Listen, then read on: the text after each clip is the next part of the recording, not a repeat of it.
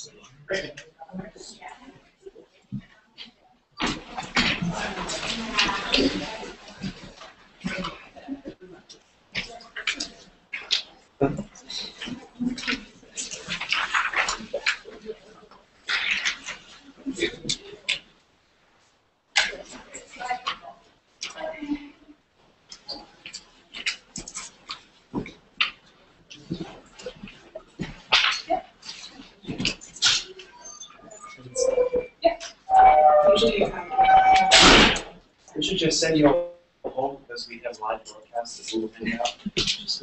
Probably record and then it will show up on YouTube. Watch it again if you don't remember. We try to be kind of quiet because I'm not sure what the mic is. Just curious, you do this for every batch?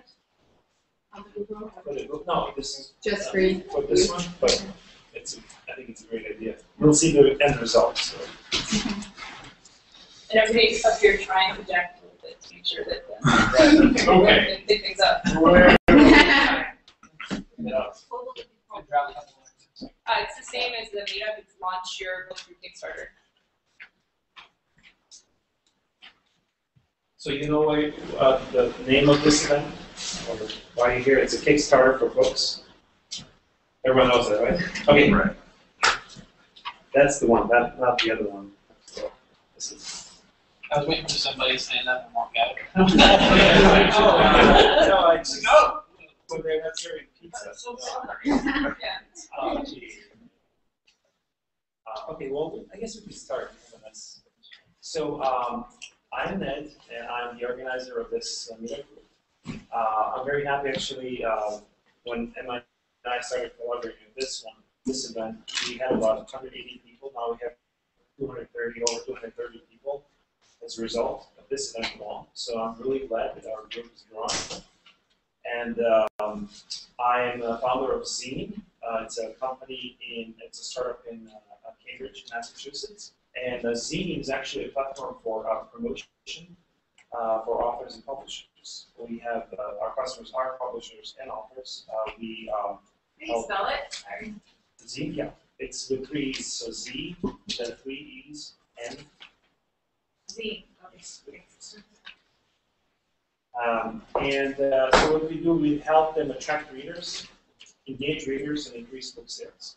We collect best tools for inbound marketing, social media marketing, and email marketing in one platform. We also provide predictive analytics. And what it is not only we tell you what happens when you launch a campaign, a marketing campaign, but we also tell you what to fix it. So if you're not getting enough visits, or your books are not selling, or people are not reading your excerpts, we tell you exactly what to do. We identify the problem and give you recommendations on what to do.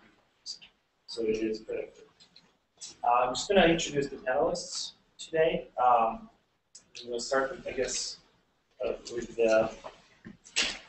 down there. We just before this, so I'm still learning the. I can introduce myself. Okay, go ahead. Sure. Brooke, Okay. Burrell. My name is Brooke Burrell. I'm a science writer and science journalist here in New York. I write for Popular Science and I blog at TED.com and a number of other places, mostly about science and technology. And I'm here, I'm working on my first book right now, which is a nonfiction narrative on the bed bug, which might be something that many of you as New Yorkers are terrified of. That book is actually being published through traditional publishing, University of Chicago Press, but I did a Kickstarter to help raise funds for travel, for reporting trips, that kind of thing, and it was successful, so that's why I'm here to lend insight into that. Hi, my name is Amanda Barbara. I have a little bit of a cold, so please bear with me. I usually am pretty loud, which is kind of weird. I am the development director at pubslush.com, PUBSLUSH. We are Kickstarter, but for just books. So we were invited to kind of give the crowdfunding elements for basically just authors. We basically do global, so we've been working with authors all over the world. And we also have a publishing imprint. So Pulpslush Press acquires books from pulpslush.com, and we are a publisher full service. And for every book we donate from that imprint, we donate one back to a child in need. So we have a huge illiteracy portion of the company as well. So we're brand new. We're not brand new. We've been doing this for a little under a year. So we're just trying to get the word out there about us as well, and tell you a little bit more about how be successful at crowdfunding your book. My name is Emma Larkins. I recently started working for a company called Nodes, Knodes, that develops products in the crowdfunding space. And my boss wanted me to learn about crowdfunding, and so I said, well, I have a science fiction novel that I've been meaning to publish, and we decided it'd be great if I could kind of see the view from the trenches. And so I'm actually right in the middle of the Kickstarter campaign to publish my first science fiction novel called Mythalarum, and it's a crazy intense ride, and so I'm happy to be able to share my experiences. I think it's something that is only going to happen more in the future, and I'd love to see more publishers do that out. Great. My name is Colin Druce-McFadden, and I'm here because I know that ride all too well. I did have a successful Kickstarter for this, my debut novel, The Unshorn Thread. It's the first part of my trilogy, and I raised funds for an illustrator, as well as cover art, as well as editing, and some publicity funds, because I knew that with such a dearth of self-published books out there, one has to do something to stand a bit above the crowd. So that was my impetus for the campaign, and it was one heck of a ride. We raised even more funds than I thought we could, and I'm incredibly thankful for that. I'm Mike Wyant. If you're looking me up on Amazon, it's Michael G. Wyant Jr. I actually recently did something similar. I just finished my campaign, published Immortal, which is the first book in my trilogy. I used Kickstarter in order to fund that. I used it for primarily marketing and publishing costs. Some of the topics we'll be talking about are regrets, and one of those will be a copy edited by somebody else. I was talking greatly about that. But it was successful. There was a lot of growing pains, and I'm actually very proud of Emma for not looking at her phone to check to see how our Kickstarter was going right now. Yeah. Hardest thing in the world. Okay. So I guess the way this is structured, we're going to go through some questions, and then I'm going to also invite the audience to ask questions as we go along if you want to ask something. But first question I'd like to ask everybody, so maybe go from there, is what made you decide on Kickstarter among all the other ways to promote your book today? It's kind of unusual. I was in a situation, like I said, I have a traditional publisher. I did get an advance. It was modest. I needed more money to help do travel funds, basically. And I'm not really sure what point I saw Kickstarter and thought of that as a viable option, but I do have a lot of friends in sort of film and writing and all kinds of creative outlets that have been sending me their Kickstarters, and I think I just thought, well, why can I have it? So I was looking at it as a way to sort of supplement and make possible this project that I had already committed to, basically. So one thing that is interesting, I think you might be calling. So you raised about $9,000, you raised $2,000. There's a big difference in cost. How did you figure out how much you could earn? Because it's a huge difference. Sure. I really just looked at that I was going to need an outside editor. I knew a few who were, one of them edits textbooks, and I knew what she would charge. And I knew I needed an illustrator to do late illustrations for my book. Well, need is maybe a strong word. I really wanted late illustrations in my book because mine has sort of an older feel. It's about legends and myths and things like that. And so I thought it would really add to the experience of my book. And when I took on the publishing of the book myself, I thought that was an integral part of the project I needed.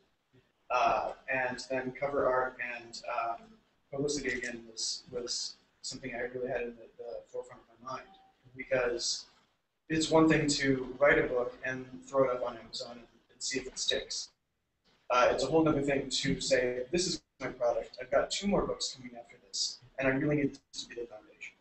So for a little bit of publicity money and a little bit of money for 2 other individuals, as well as stockpiling a few copies of the book to sell initially myself and bookstores and things like that. So I took all of those numbers, put them together. What was the biggest number? Can you say?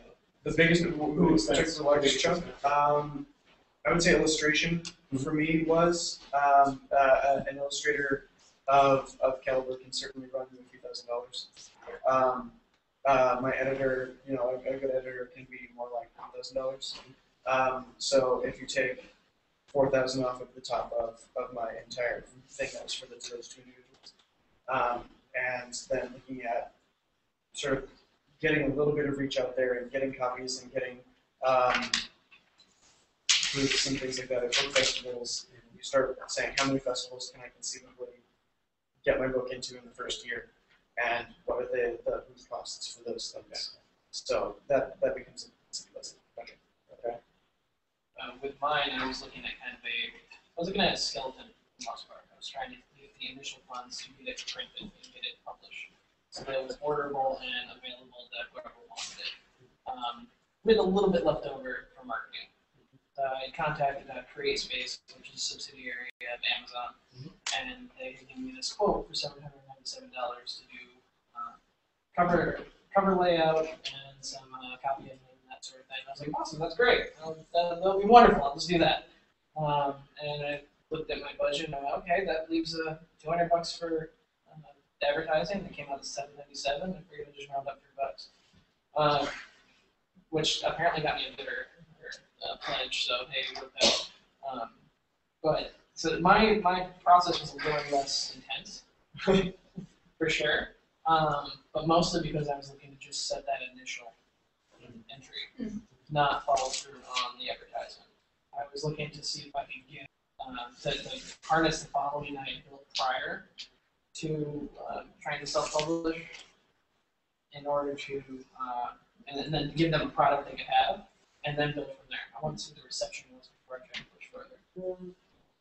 So Emma, I know you're still working on this book, but in terms of video and how important it is and how difficult it is to make, what can you say about your experience so far? The video is actually a really interesting part of my project. I had somebody lined up. I wanted to get a really nice video because this is going to be out in front of the world. And the way Kickstarter is moving, video is very important. Projects are much more likely to succeed if you have video, but the quality, the average quality is going up a lot. So I wanted to do something kind of that jumped out at people. So I ended up roping my roommate and their friends into it, and they're modern dancers. I'm like, I'll do a modern dance interpretation of my novel. So I didn't want people to think that it was a movie.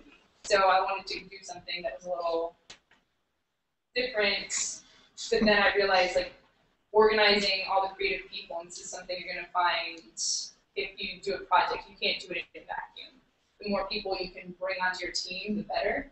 But then time definitely becomes an issue. Like, when can everyone meet up? Like, you have to shoot the video, and then you have to edit the video, and there's all these parts that go into it. So I ended up the night before my big launch party, and that was something I did too. I planned the launch party way in advance, and then time just shrank to nothing right before. And it's like, I need a video so I can have it up there. But yeah, finally got everything together, and that was good to have the video to show to people. Yeah, I'll get back to videos again. I just want to give a chance to Matt to so maybe tell us about PubSlush. How is it different than Kickstarter? What does PubSlush do for authors that maybe Kickstarter doesn't? Of course, of course. You know, we get the question all the time. So you're like Kickstarter, but for books, and that's exactly what we are. We are, some of the main differences off the bat is that we offer flex funding. So for authors, it's huge. And you're probably saying, oh, Indiegogo also offers flex funding, which is true. They also offer 7%. They take 7% of what you raise, which is a lot when you're working really hard. We have our fees 4%. It's one of the lowest in the industry. And we think it's really important for authors to have that ability for flex funding because, like the two gentlemen down here said, well, your costs are going to vary. You're going to have this cost, this cost, this cost, this cost. So if you make half of what, if you can cover half of it and you don't have to take it out of your pocket, that's obviously a huge benefit for an author. And I know that Kickstarter only offers the fix. So, if you really shoot for the stars and you're saying, I want $5,000 and you don't make it to that $5,000, you lose everything that you put all this effort in and you don't even make it to that next level. So that's one of the biggest differences. We also offer market analytics at the end of your campaign. So, which is huge because right now, if you're trying to go that traditional route, which a lot of people are, if they want to self-publish first, you need to show that your book is viable in the market. You need to show that there's some interest. Who are these people that are buying it? What are their demographics, age, gender, their location, all that kind of things are huge when you're kind of trying to pitch to an agent and a publisher. Publish, for the obvious reasons that we're book only, so we offer a lot of tools, pre-campaign and post-campaign that are targeted to an author, where Kickstarter is great and they offer, they have this great platform, but these are tools that are specific to trying to get published after the campaign. We don't just, send you your money and say, great working with you. We give you all the steps to the post-campaign of what you should be doing next. And we offer some insightful tips throughout your whole campaign. So if your campaign is running similar to Kickstarter, 30 or 60 days, we send you an email right off the bat saying, we'd love to set up a phone call with you. We'd love to give you some tips that we've seen that worked. We had an author that came on and raised $33,000 in 30 days.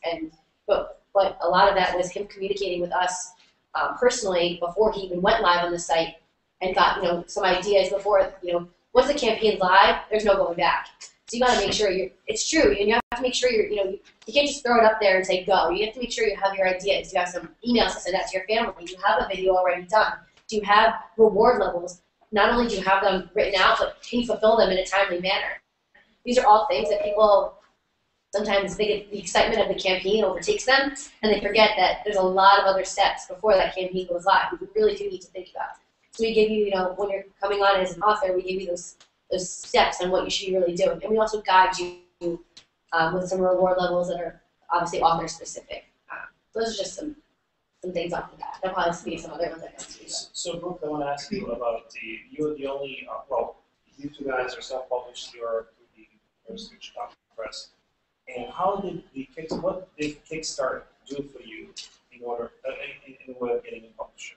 How did you impact? I actually already had a publisher before. I had already sold a book proposal and had a publisher. It was as I was working on the book, and the story was going in a certain direction where I knew there were places I needed to go, and they're going to cost money, and I was hoping to have some extra money to do that, basically. So even though you had a publisher set up, you still thought. But what I contacted I have an agent as well. If I'm a totally traditional publisher here, I contacted my agent and my editor at the publisher and told them I would like to do a Kickstarter and why. I didn't want to make them feel as though I was ungrateful for what they had done for me and going behind their back. So they thought it was a great idea, and so I talked to them first, and I was very careful in wording my Kickstarter to me. I wanted to be very transparent and say I do have a publisher. That also gave my project. I feel like it showed people that it definitely was going to happen no matter what. Not that self-publishing won't happen either, at all. But I'm contractually obligated to finish this book, so this is something that's happening. And I made it a very specific thing. This is for travel funds, and this is why I need it. And I want to go to this place and this place and this place, and that's how that happened. I'm not sure if I answered it. Well, I think that's great. And so, basically, there's no conflict between the two. No, I think it's important to keep it communication, just to make sure you're not stepping on toes. It's sort of a new area with traditional and this going on at the same time. That's great. No barriers there. So, for everyone actually, how did you choose your words? How did you decide what the words you want? For me, I went into it, sat down on my computer, opened up Kickstarter project, looked at different words, and went, okay, what do I want? What is fun? And I decided that a lot of times to say give my eternal thanks as the first Kickstarter level. And every time I see that, I throw it a little in my mouth, so I figured I would just leave that out entirely. And I put in, look at acknowledgement in this book, as opposed to I'm going to put it someplace that no way, it's always going to end up being in here. Inside this book is everybody who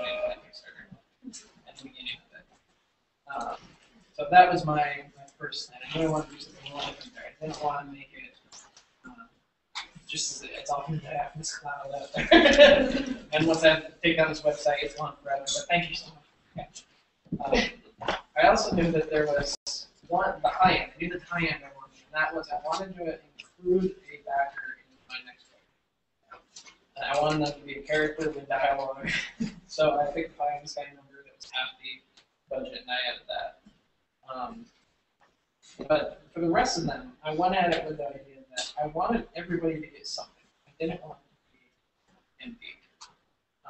So the next step above acknowledgement in the printed book and in all the ebooks was that you got backgrounds. So I built backgrounds to scale of 16 by 9, 4 by 3, that wacky one is, which I forgot about until I ship them out. Of this cover without titles, just so that you can use it as a background. This is a really cool background. And from there, I just kept adding ebook, paperback, hardcover, and then I added in another non-dialogue character that's for fun, and something about that, which you're going to mind. Explicitly says in the description, I will kill you off in the book. Like, immediately kill you off. You're not going to say anything. Like, all right. I'll pay $250 for that. But that's really the impetus behind every one of my. So did you see other people, their rewards, and kind of came up with yours? Yeah. Which ones are original? The character ones? The character one I thought was original, and they found somebody else. But the thing that seems original is always giving something. That seems to be the original piece. And I think that really led to a lot of the success I had, is that I wanted to give everybody who gave me anything, I wanted to give something in return. And the first stretch goal was I added stickers to it, and everybody got stickers. Absolutely everybody got stickers. I took a slightly different approach to mine. I actually looked more at my skill set first and said, what things can I create around the book that I have written? Obviously, there's the additions of the book, but I also, as part of the Kickstarter, was hiring an illustrator, so I could do plate illustration prints, and I could vary those in size, and I could have them be signed, and just what can I or the team that I'm putting together, if this is successful, produce ourselves, and everything was on the table. So I didn't actually put my character in the book. I said I will write you a story that is not a throwaway side story. This is a story that will give you background on the major characters in my book, and it will be you or a character you choose the name of informing that. So you will. It won't be necessarily necessary to the canon of the books in mind.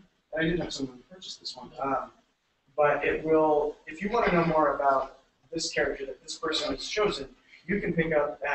Eventually, I said all of the backers, all of the people out there can pick up for free this short story that will be no less than 5,000 words about this created character and this main character of my book.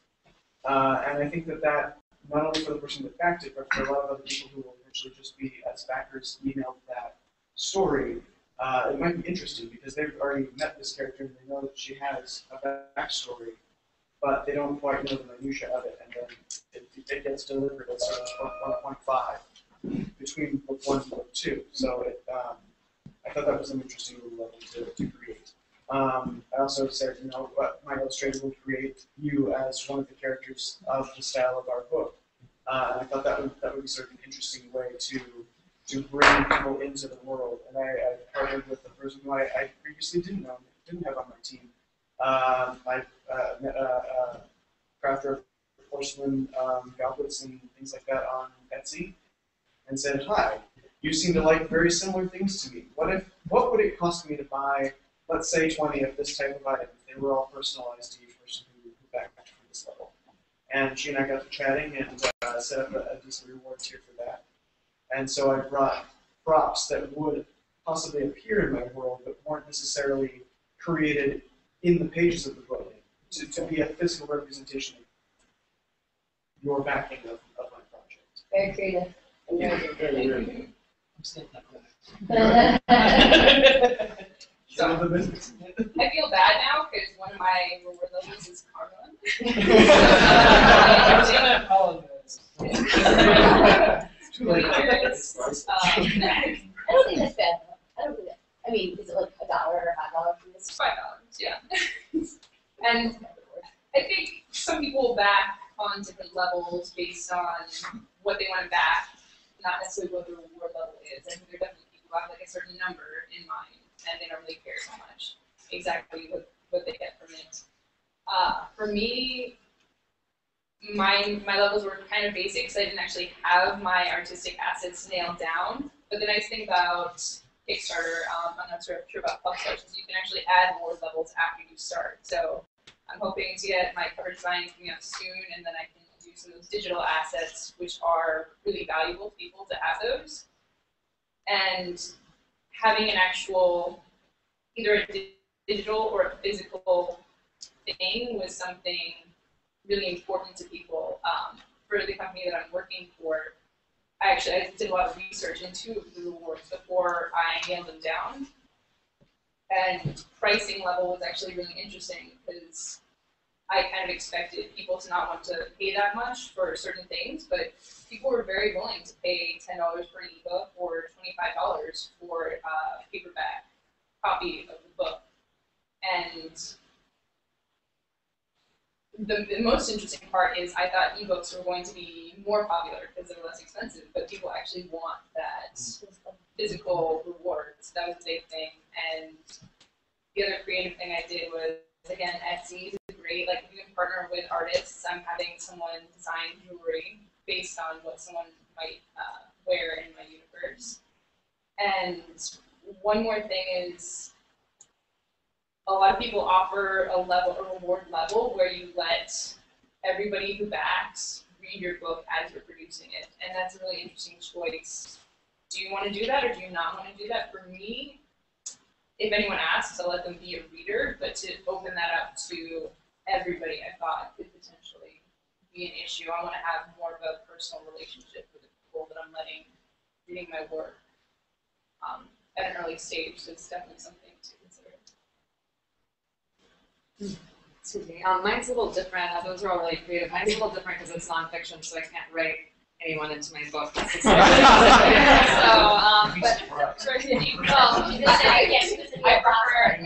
subscribe to the nonfiction. It's actually true, unlike a lot of other nonfiction writers out there. But that's a topic for another panel.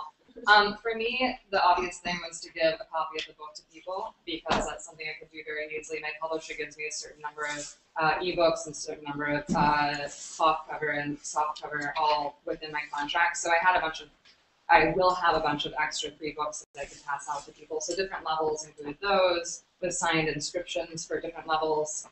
For me, actually, I did include at the highest level rather than the lowest level people's names in the acknowledgement section of the book. But I set my absolute highest level at $150, which I thought was a relatively attainable thing if people really wanted their book or their name in a book about bed bugs. The other thing I did you'd be surprised, actually, a lot more people donate at that level than I expected. I also, for mine, rather than doing a video, I did an animation because I don't really love being in front of the camera, and I do little ridiculous cartoons sometimes, so I did my first ever animation. So one of my lower levels of thank you is actually still that animation as a thank you card that I sent as a postcard to people in the mail. And my lowest levels, I think I have this really big collection of bed bug songs, and you'd be surprised at the things you learn when you're doing a nonfiction book like that. So one of the lowest levels, I think it was $5. I sent people an email with a song about bed bugs that on YouTube. There's some really great ones. I actually have a Tumblr that I update every week if anyone's interested in sharing those. And I also, another level, I sent an email with a non-published limerick or haiku about bed bugs that I wrote for others. So there are things, I mean, especially as a writer there, and you guys came up with some amazing creative things. There are little things you can do that, I mean, certainly that will brighten someone's day getting something like that. It's not something they get every day, and it's free to do. What was the hardest thing to do? Grovels for money.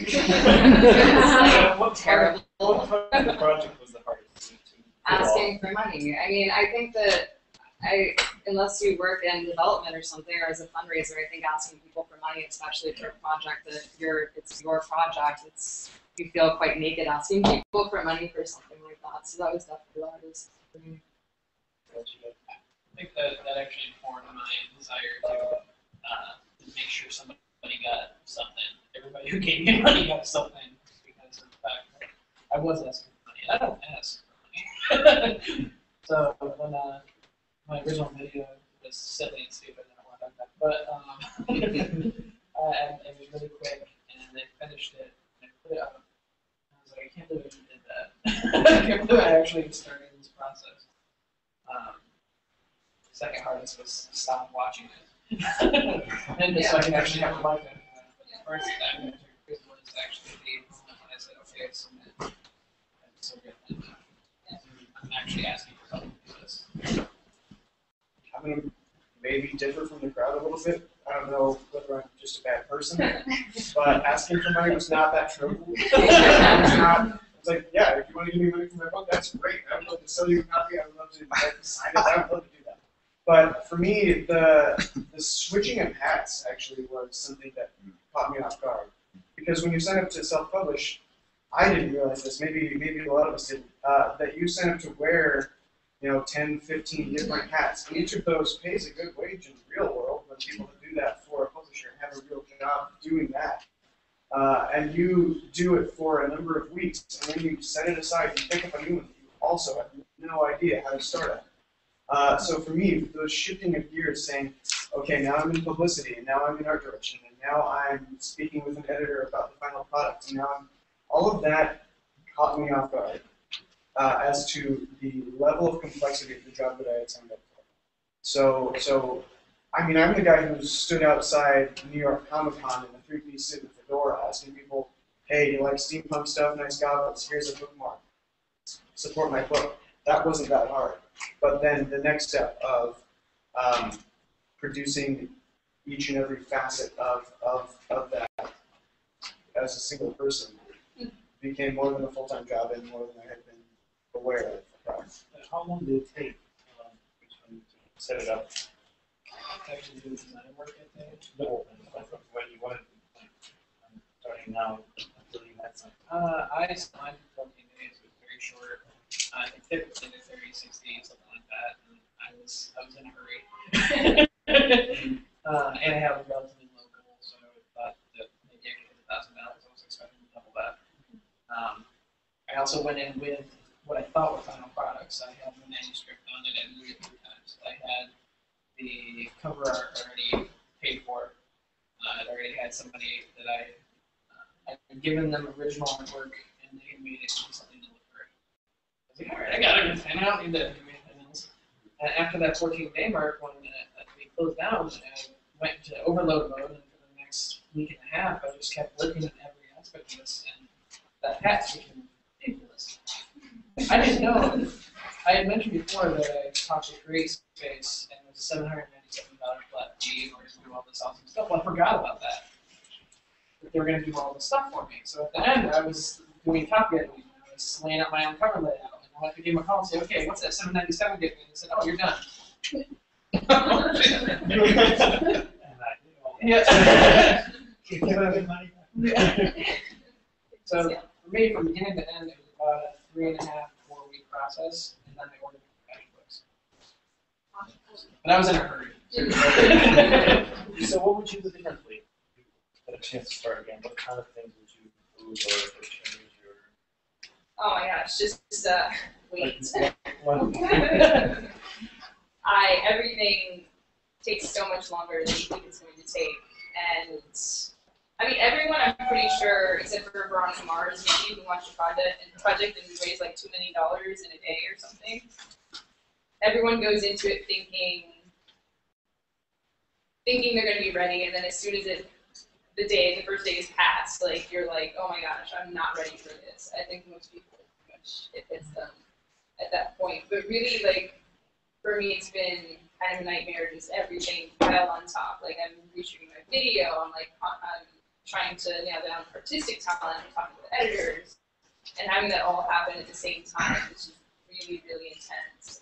And I'm really lucky that the job I'm working for is invested in having me succeed. So they're very flexible with the amount of time that I'm willing to spend on this project. But the more you can have, the better you can tell your story going into it, and also the more of a platform you can have built up. Like if you start on day one trying to build up your audience, it's already kind of too late. So having some people that you know right away, like ideally 20 to 30 people beforehand that you know are going to be interested in this project makes a huge difference. Yeah, I just want to add, I just think it's also important, like, if you're passionate, I mean, we've already said nonfiction, sci-fi, like, whatever your passion is, that's probably what you're going to be writing about for a while. Like, from day one of you picking up your pen and writing your story, like, start growing your audience. Like, and then I know this, like, social media is, like, where it is right now. Like, there's so many of them, and it's like, which one should I be doing? Should I be tweeting, Facebooking, tumbling, pinning, whatever. There's a lot going on. But if you pick, like, you know, some niches, like if you are going to tweet, like then be dedicated to Twitter and start reaching out to people, not like, hey, come buy my book on Kickstarter or Pub Slush.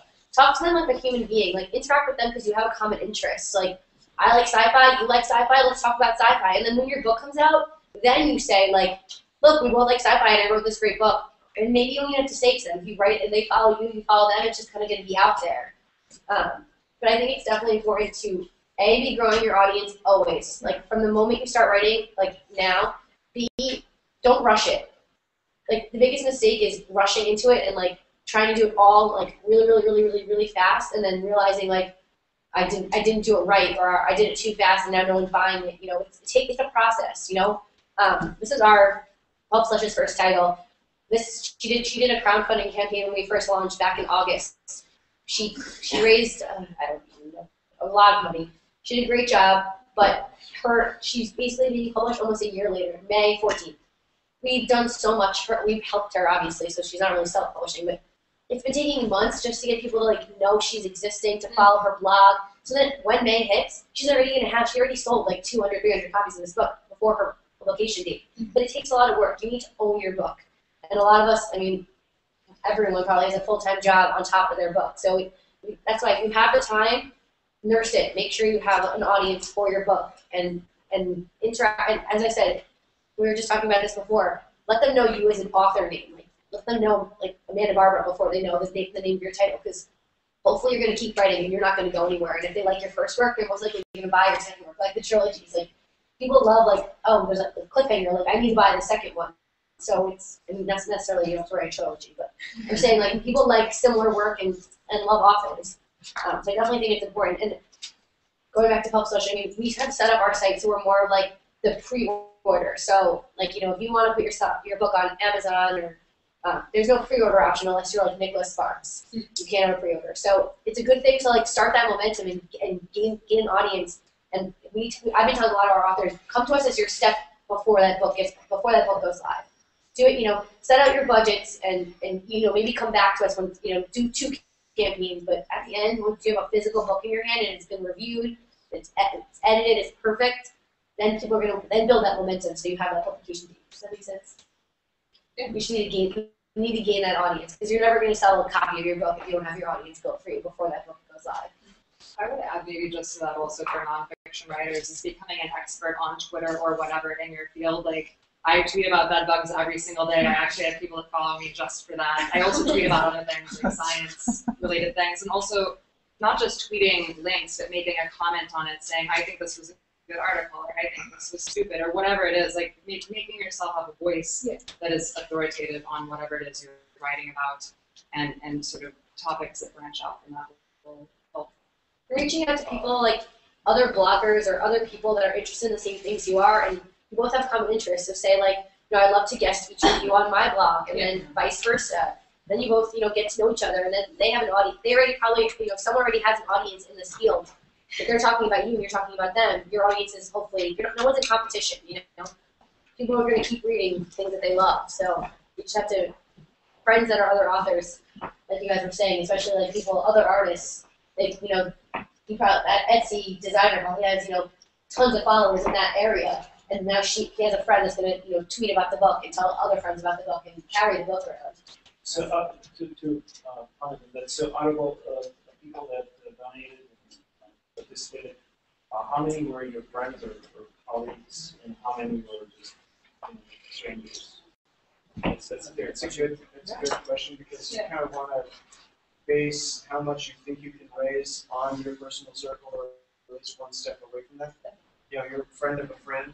You want to say, how much does my first or second circle of people, how much can I raise with that alone?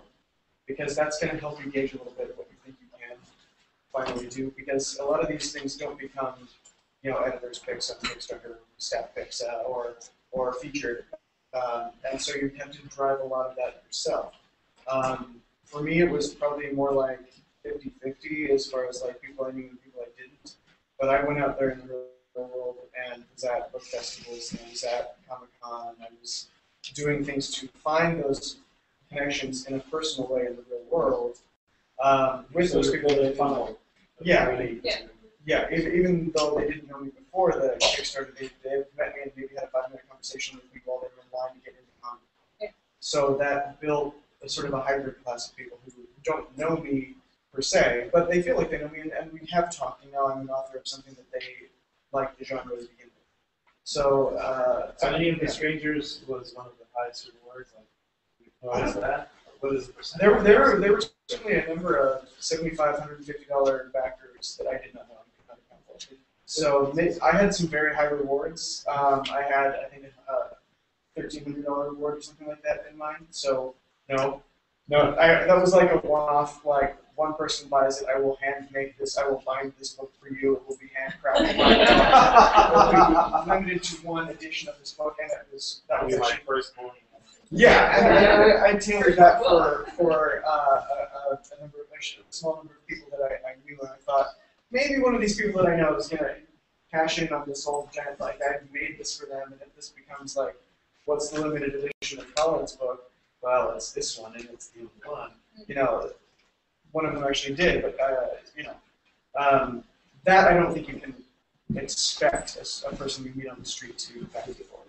And what about you and Mine was about, if my math is right, we have about 80 to 20 people in.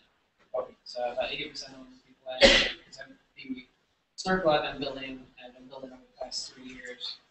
I've been building this crowd of people that I ended up being my close friends. I started off separate kids and now I'm getting good friends.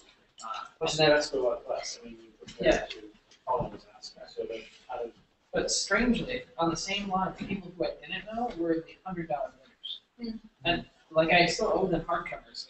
I'm like, okay. Because I haven't chosen a hardcover publisher yet. That was always going to be like a few months down the road because I wanted to make sure it was right. I wanted to be a high quality product. And but they all went for that $100 mark. Really? Okay. You have a lot of faith in me. That's awesome. Yeah, it's definitely about 10 to 20% people that I don't know at this point. And this is a big thing because a lot of people think they're just going to put their project up on a crowdfunding site and then the masses are going to flock. Everyone thinks that. So you need to have, like I said, that 20 to 30 people who you know will back. And one of the hardest parts, though, is like you don't know which people in your immediate circles will back you, and that's been one of the hardest parts. Really, is kind of sending out these emails to these people. It's like, I thought you were my friends. And I've never been direct about it, so I don't know if someone can speak to that. Like, I've never sent a link and said, like, hey, back my book. I've been like, hey, send me some feedback on the project. So maybe I'm not being direct. Yeah, we about send them personalized email being like, help me right now. No, help me serious. Give me To be nice about it, it's like, Have you ever donated to their marathons or their walkathons or anything like that? That is if this is the only time I'm ever going to have to ask for this type of thing, like, get up. Yeah, definitely personalize every single email. But it takes time. It takes time. Like, I know someone that went through every single Facebook friend and sent them an individual message. Alan. She did that. She went through every single one of her Facebook friends and wrote like, hey, hope you're doing well. How's your dog? Like, like, are you still living in Baltimore? And then was like, I wrote this book and I'm trying to get it published. Any amount would help. And if you can't help me, put it on your Facebook wall, tell other people about it. Like, I'll give you a free chapter. Like, she, you know, she did other things, but I mean, if you decided to crowdfund, it's basically asking strangers and your close family and friends to help you. Yeah. And I don't think at this one time in your life you shouldn't be ashamed to be like, if you can, if you have $5, please help me. I think you have to go into the mindset that you're going to be asking people for money. That's what you're doing. It's like, help What me. was your ratio? Mine was mostly the biggest. I broke down the stats on my blog. I can't remember exactly what they were, but the biggest category definitely was friends. And the next were colleagues, and also kind of a nebulous category, I guess, the colleagues and friends, family. And then I did have several strangers donate at the highest level, so they're getting their name in the book. I also had some nice things happen. Like, I had this woman sort of swoop down somewhere in Kickstarter and say, I like your project, I want to help you. And she was like giving me tips. She's like, you should be interacting with your donors more, and you should be hitting more. And she also started posting. She was interested in my project because she looked at it as an academic project and looked at it as an academic thing for crowdfunding, which she was interested in. So she actually posted it on a couple of academic forums and got some interesting feedback there. I actually got one backer through that whole process who then asked me if I wanted to do a chapter for a book that is about insects interacting with humans. I don't know what's going to happen with that because we haven't been in touch again, but he's a professor at a university. Anyway, so it was mostly, though, it was people that I already knew. That's good to know. So build the base with friends and family, just get them back other people. So when they see, when other people see they donated, more likely to donate. I would say that, yeah, the weight, even though mine was maybe half and half, maybe 60-40, somewhere around there. The other half came probably. The initial weight was predominantly for People seem to be attracted to first responders. Yeah. Crowdfunding projects that are active and seem to be successful, like they're on the right successful. And I know with Kickstarter, because that's where I spend way too much time looking at stuff. With Kickstarter, after you become popular in an area, you scroll down and you'll see geomatching to your location. It'll show you like Syracuse, New York. Oh, look, here's all these projects. Mine for 2 weeks was at the beginning of the list. So for 2 weeks, I was sitting there just at the front line, and I was like, yeah! This is exciting. But if that just comes back to the idea that if you have this core group that you build beforehand, who you know are going to help, that's going to give you the supporters. Yeah. So I'd like to open to everyone. That's you to ask. All right, just a question. You were talking about funding and getting money from sponsors and such. My question isn't like, did you start your own like way of payment, form of payment, like PayPal or something, and your own? The platforms have it, so they just pay through the platforms, yeah. And every Okay, platform, because this way it's they write you your know, check. nothing's gonna bounce, or it's for real, it's real deal. I did have one donor bounce. I did have one donor who donated $25, and I guess he wasn't able to pay it, and they didn't get that. But yeah, it's also. It sometimes happens. No, it's not that it does a credit card. So like American Express is like a really strict running process. Also, if your credit card changes mid-campaign, because you don't run, none of the credit cards get run until the end. So until you're successful, it basically just sits in space. Like Kickstarter, Pulp/, we don't see any of the information. It just sits in, it's like domain until the campaign is successful, and then it runs it. There's actually kind of a nice hack that you can do with Kickstarter. It only allows Amazon payments, which is kind of annoying because a lot of people don't have an Amazon account set up yet. So I actually have a PayPal account, and so I put a link on my Kickstarter page. So like, if you want to pay with PayPal, pay here. Now it doesn't increase your count of the people who have backed you, and it doesn't go towards your total. So it's not going to help you hit your total, although you can take that money and then get someone else to like put it back in for you, so it will go towards your total. But if you want to have more options, there's things you can do to kind of. So you're getting money offline. Yeah, and people pay cash. Like if you're doing a project, people walk up to you and say like, "I want it back," but I don't have PayPal or anything. You're just like, "Here's I know, and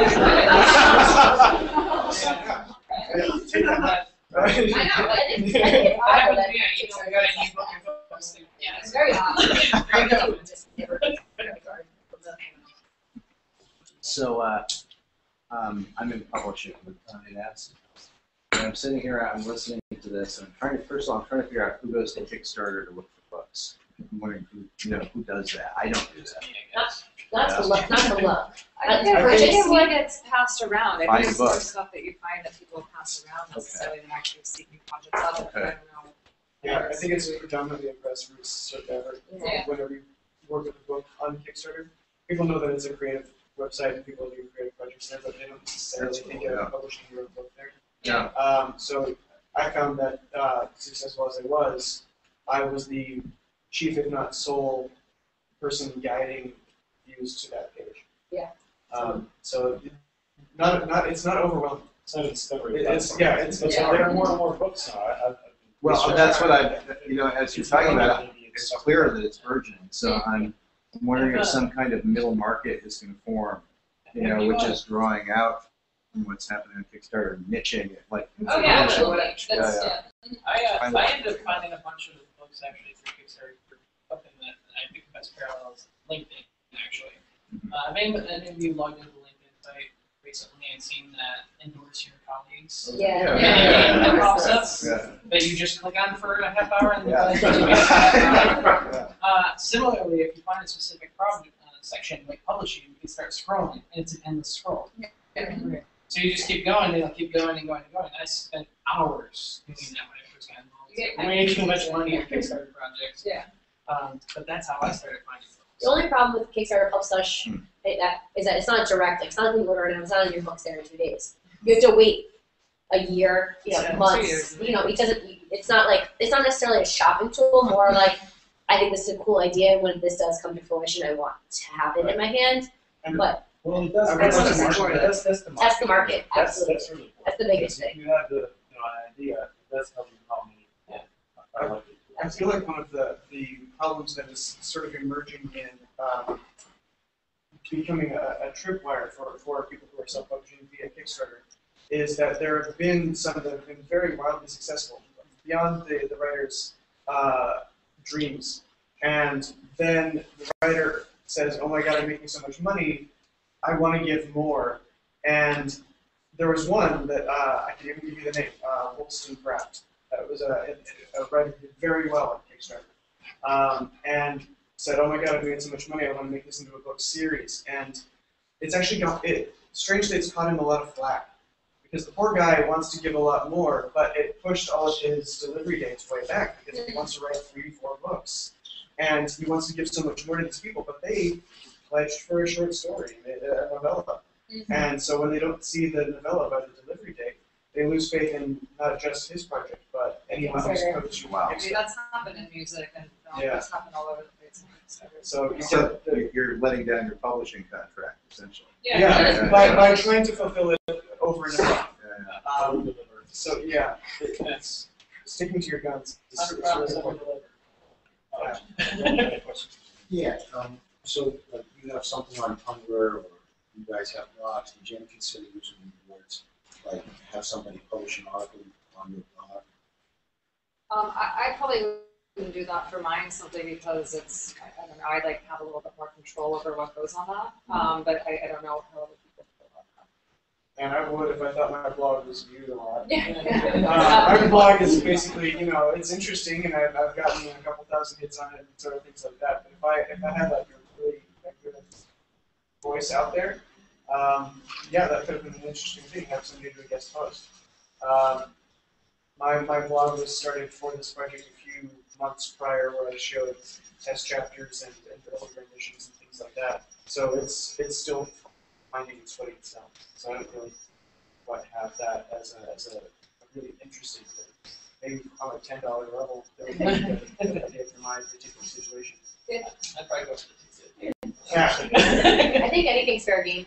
If you have 10 followers on your blog or 10 million, I think it's something else to offer someone that costs you nothing, that makes them feel special and they'll be a part of it. I mean, I think if you that idea, it doesn't hurt you to put it up there and see who they'll know your blog doesn't have $10 million. They'll get the hint, but they'll still feel cool. I mean, I would. On your blog. Yeah, exactly. And then they'll talk about it with their friends. They drive traffic, so maybe your followers double because of maybe it's be one of my supporters and what's their story, something fun, short, a paragraph, a picture, could be anything. Well, I wouldn't put like anything. you're a bed bug, but you're like you're turning into like a bed bug expert on some level. So an academic who might I want guess the reason I hesitated is because I've had companies try to approach me and have me write about their products or write guest blogs for their blogs, and I don't want Yeah. to endorse any of them, so that's why I would want a little bit more control over something like that personally. That's a little different than writing a novel. Well, It's can you different, have control who Well, if I were offering it as a reward and they gave me money, if they paid $200 to guest blog, they could, Yeah. I guess I could say I get editorial control, but then it's not much of a reward, I guess. I don't know. So I personally would probably avoid that for those reasons, but other people I can do it. I was thinking you could offer for a bee infestation. Consultation. It's Could I just ask about how you strategized about setting your goals? I heard two goals here. You were 1,000, and what was your goal? My goal was, what was my goal, 8,000? 8,000. so about 9,000. Okay, and you got 9, you got 2 plus. How about you two? What were your goals? My goals at 6,900, but I broke out my budget. That's how much I needed. And looking back at it, a lot of people, that's not necessarily the best way to go. It can be better to focus on how much you think you can raise. I mean, it's really inspiring because I'm like busting my butt every single day. Like, I know if I don't hit this, then it's gonna be really bad. Right. But a lot of people do. 5,000 or whatever, and then they'll say, if I can make it to 8,000, I'll be able to have these things, or Yeah, I'll have that's- these rewards or whatever. I didn't have energy to do that, quite frankly, at the end of mine, but that's something that a lot of people do.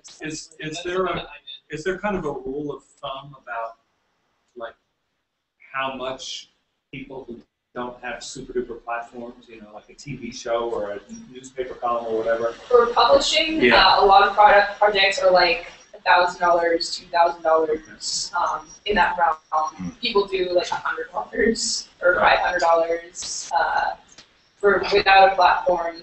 And I'm doing 6,900. I don't really have a platform, so it's very stressful. I would say. I think that kind of goes back to what we were talking about earlier, though. I mean, we had someone on Help Such. Her goal was 5. She talked to me. She said, I want $5,000. I was like, we'll reach for the stars. Like we're flex funding. You don't lose anything. So I said, make it 40. What we had to lose. Right. She was a 29-year-old. She worked at a yoga studio. She didn't even have a huge reach, but she lived her book.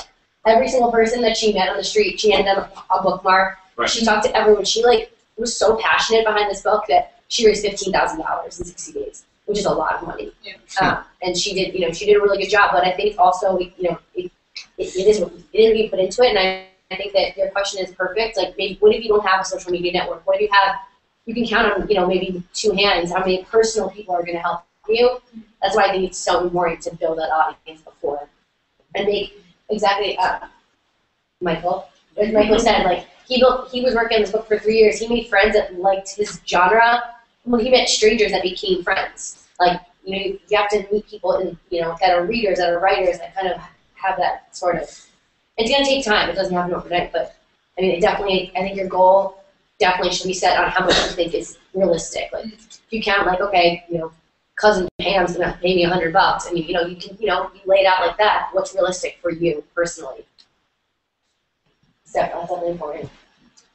Yeah, I was just hoping that you would a little bit more would elaborate on the kind of energy and hours you really put into it. I have several friends, including myself, who've done this, and I know that one of them is a professional illustrator, and he literally raised $58,000, and he had a $45,000 goal, but he put in 5 hours a day, every day for the month that campaign was going, before he went to do his regular work. Yeah. So, and there are a number of people who do, this, like you said, they'll put it up and they'll kind of hope, they'll make a few phone calls. What kind of energy, what kind of passion, and what kind of commitment do you guys really feel people need to seriously apply? I mean, it doesn't guarantee anything, Well, but. rule of repetition, right? Somebody needs to see something 7 times per day. Isn't it 13? Maybe 13. Yeah. It's a number. It's a good number of times, first of all, that someone needs to see something before they become. So you need to at least give each individual person plenty of time. I think 5 hours a day every day for a month was maybe about what I did. Maybe I went over that. I set my goal the way you're talking about, where I set it to what I actually need, not what I looked at what I can get, and I thought, I could probably get 60% of this, 65% of this with my, friends and acquaintances and things like that. And then I just kind of said, I'm going for it. I'm going for the whole damn thing because I need to pay my illustrator, I need to pay my editor, and I need to have the ability to put copies of this book on a table in an official setting and sell it. So I did that, and then, like you're talking about, I opened up a world of stress for myself because the goal is so much higher than $500, which some people get. And $2,000 is a good number for 2 weeks, especially. Oh, yeah. I went for a month, and I worked my butt off every day. When I didn't have anything else to do, I grabbed some bookmarks, and I walked down to the farmer's market in Square and just handed them out. That way I saw you come from. Oh, yeah?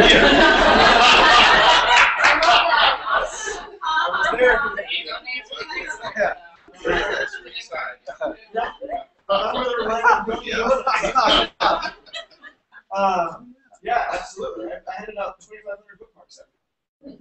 And anybody who wanted to stop and talk with me, I took that. I said, yeah, I'll let those 10, 20 people go by because this person's probably going back. Yeah. So. You can do it any way you possibly want.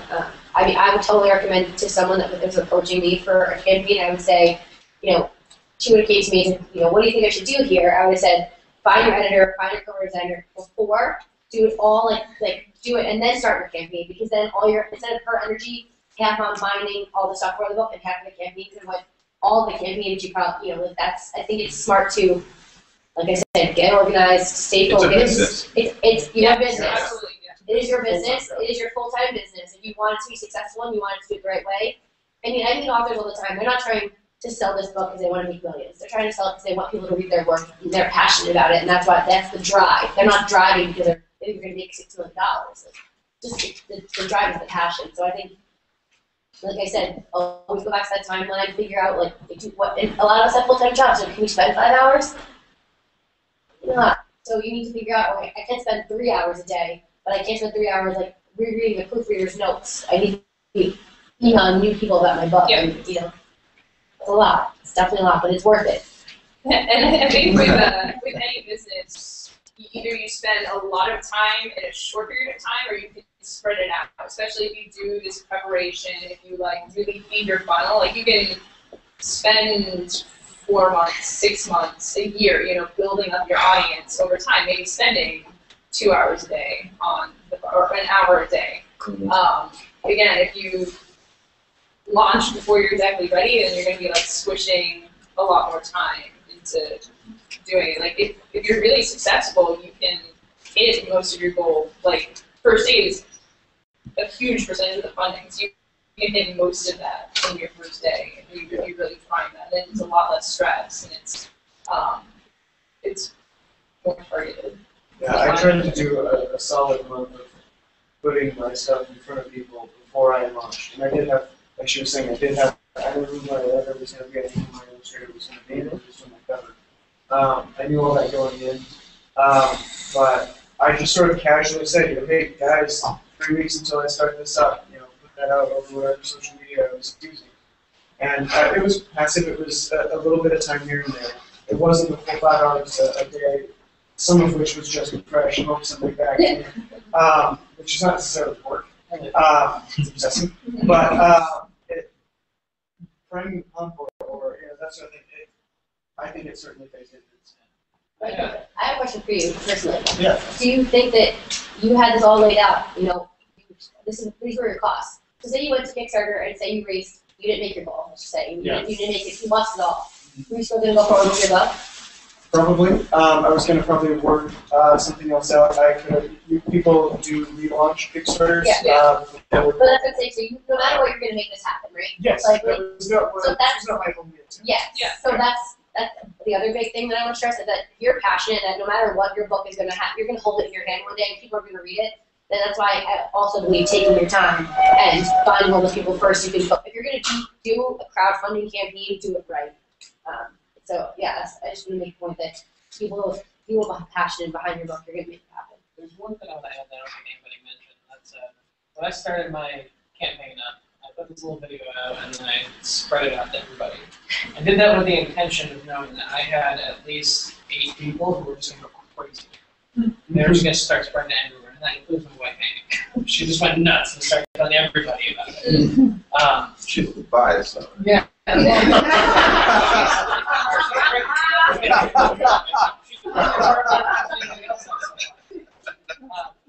But I did it with that anticipation, that expectation. They had already signed up for that. But well, let me know when I start spreading it around. They'd read pieces of it. They'd seen it. They were actually fans of the work. That was really important for me. That's what got my goal funding 24 hours was that group going out and saying, guys, this thing's done for crowdfunding. They might even know what crowdfunding is. But you need to put money on this thing that's on a website someplace. It's going to be awesome, I promise. But that piece, using the resources you built up, that is going to be really yeah. I get a question here first and then 2 quick questions. First is about the size of the print runs, and the second, how does it work with taxes? I went with print on demand, so I don't have any print run size requirements. I know you can get a slightly lower cost as far as getting the media channel to do 1,000 books. You can get a lower per copy cost that way. But I didn't quite know when my book series is going to hit, and because it is a trilogy, I have the luxury of being able to say, if after the second book people start picking it up, if the first one's still available, it's not in print, even if I haven't hit yet. That was another benefit of self-publishing. So I thought that doing it piecemeal, ordering a couple hundred books to satisfy Kickstarter demands, and then letting those people read it and start rating things, establishes a little bit of a presence online, and when you go from there, print on demand is very easy for that. It facilitates that very nicely. You can also, if you know you're going to be going to a lot of events, you can go and have it published in a bulk way, but you need the funds for that up front. Yeah. And I recently actually purchased a batch of 25 books that I do print on demand as well for this event, so I could have them around and maybe want any. Problem with print on demand is if you print them all at the same time, you might have a defect. So there's a reason why I don't have 25 of them and I only have but it is out of pocket, but for small starting up folks, it's really worthwhile. Well, I can do the taxes. Yeah. Oh yeah. So as far as taxes goes, it is technically income, and you have to declare it. But it's really the same if you're running your own business. All of that money, as long as you spend it on illustrators, you can write it off, because as long as you use it to the project and don't go on a trip or something with that money, it makes your taxes a little more complicated. But you shouldn't incur an extra tax burden as long as you spend it on what you say.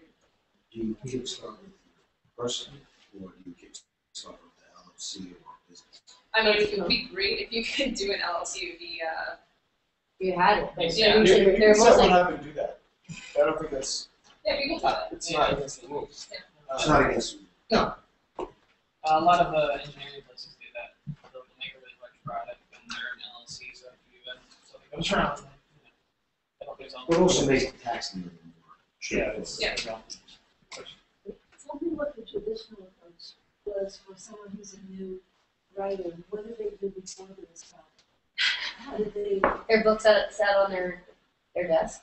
I mean, you submit to agents and to publishing companies, and can't submit to all of them all at once, because if somebody says okay and somebody else says okay, then you gotta work that conflict out. So it can take a number of years if you submit to it. If you do say agents first and you don't submit directly to publishing companies, the first 35 agents who read your book might not want it, and those aren't going to be one wave. You send out 3 or 4 at a time. So you have to wait back to hear from these people, or have waited enough time for them to just not heard back. And they've got thousands of people doing this. So it can take. I know at least one person who's traditionally published for a decade. It helps to get an agent. I mean, if you don't, it goes to such. Right? Yeah. Help slush. All right. Goes to such by basically the stack of answers that I get right. I mean, Agent helps. a lot of people self-publishing existed before crowdfunding. So I mean, it's Yeah. so like you could throw your book on CreateSpace now, Yeah. and like if you wouldn't even really need any money. I mean, Theoretically, but it Like you doesn't kept get, people buying it. it does, yeah, it doesn't get sold. Doesn't The make problem sense. is discovering and really getting. Self-publishing is A major part of crowdfunding is really the advertisement piece. yeah, it's not even the money. You maybe get a bunch of followers that actually sell your book. And by doing that, you build this base who are already invested. So they're already going to get a copy of it. They're already invested in the material. It's one step towards marketing that you haven't done that. So the Kickstarter doesn't really help you too much with finding winnings. I mean, it does get you the supporters, but for example, how many books did you actually sell after you started? After you published it? It wasn't in hundreds or thousands. No. Right? So you don't get It's still a slow. I think it's a gradual process. For me, at least, it's something that has been growing. But I don't have the biggest megaphone in the world, so it's been growing from the Kickstarter backers, and some of them have recommended it, some of them have rated it. And it's been growing from things that I've done with Kickstarter funds. So it is not a put a sign up in Times Square, read my trilogy, step next. You have to also get it out there. I know a lot of people have friends, but get it out there. Like there's sites that are driven for authors, like Goodreads, Figment, Wattpad, all these sites that are just this is where readers are going. Like this is where readers are headed to find new content. Like Goodreads, we ran a giveaway for this book, and we had it up there for not even 30 days, and we got over 745 people requesting the book. If I could sell 745 copies of this book, that's like right now at this stage, it's a dream. Everyone wants to sell copies. So giving out free books, letting them review it, passing it to their friends. I mean, in the beginning is what you have to do to get your words heard, and then some suggestions. there first. Well, we recently funded successfully on Kickstarter, and we experienced the Kickstarter funding plateau. So we were talking about the spike in the first day, and then we plateaued for like 20 days, and then Kickstarter maybe possibly on like something with a unset, not all or nothing. Kickstarter's all or nothing, so I feel like at the last couple of days it kind of generates this competitive frenzy among your backers, and we had quite a few that like started at $10 and then up to $50 in the last like 12 hours. Did you kind of experience that sort of thing? Are you there yet? I am in the plateau. Totally. It's so stressful. It's totally stressful. I hate that. I definitely experienced a bit of that. I also experienced an uptick in my desperation. So it was a bit of a tangent with the two of them saying, we want to make this happen for you. This is a little bit more than I thought I was going to pay for this, but it's here to make it better to help you. And me screaming from the rooftops, somebody else please help me. So yes, absolutely. On a number of angles, yes, the end push, certainly. So I guess the second part of that is kind of the question was, do you experience that on public since you get the money no matter what? It's not like that all or nothing, we're going to die if we don't get this in the next 24 hours. Then how much percentage of people that actually reach the goal that is set in the first place on public as opposed to Kickstarter? We find with our authors set higher goals, so what their true goal might be opposed to what their it's a completely different mentality, but I also think that it also has to do with you guys probably put it out there towards the end, and we're reaching out to everyone or make it. So that also has to do the same thing with us. I mean, you're coming to the end, you have to reach out, whether or not you're going to lose it all or gain it all, you still want to reach your goal. Most people do. So people still reach out to those emails, especially 2 days, 3 days, 2 days, 1 day. We find that. I mean, Jen, our author, one of our most successful authors, she, the last 3 days, killed it, went up additional $2,000. There's exceptions to every rule. I mean, not everyone makes their goal, so you have to exactly what we keep saying before we put it into it. So congratulations on meeting your goal. I do have one extra little thing with that. I made my goal very quickly, and so I thought that stretch would go away, but then I added stretch goals.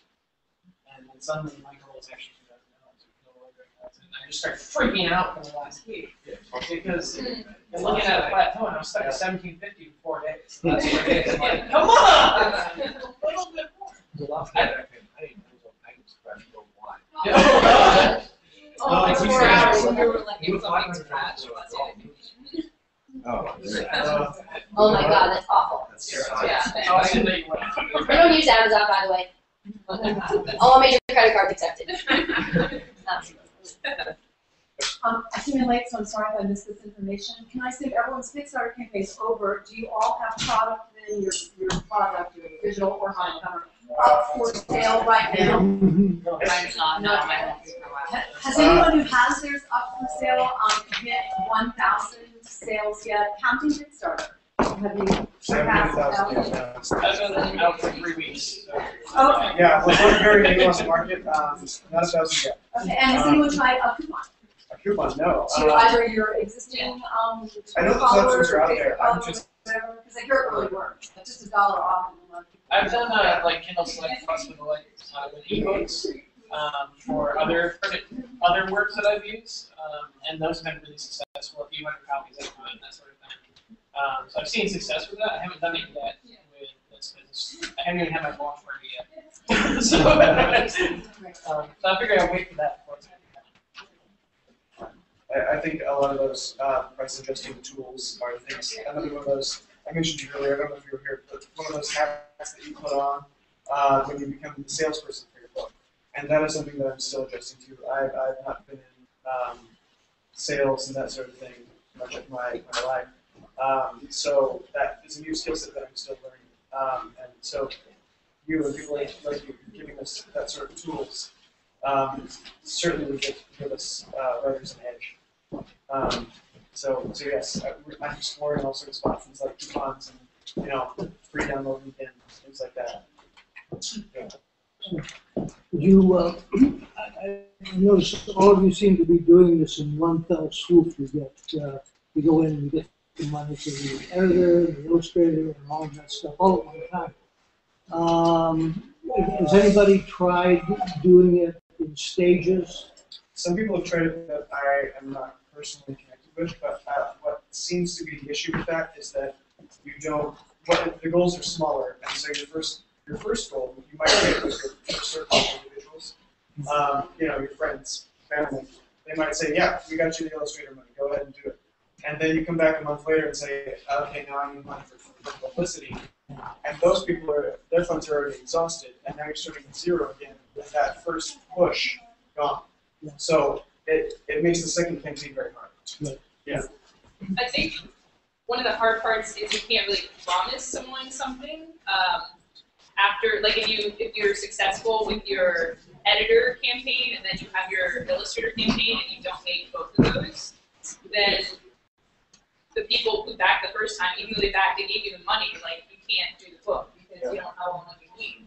One thing I have noticed people do is they will get funding from another source, not necessarily for books, but I know video games. There was this really cool Lewis and Clark video game that was on Kickstarter, and they actually raised money from like the Lewis and Clark Foundation or something. So they raised tens of thousands of dollars first, and then they went on Kickstarter with kind of a built base. So they say, we have this, we need this much more in order to do the finished project. So that's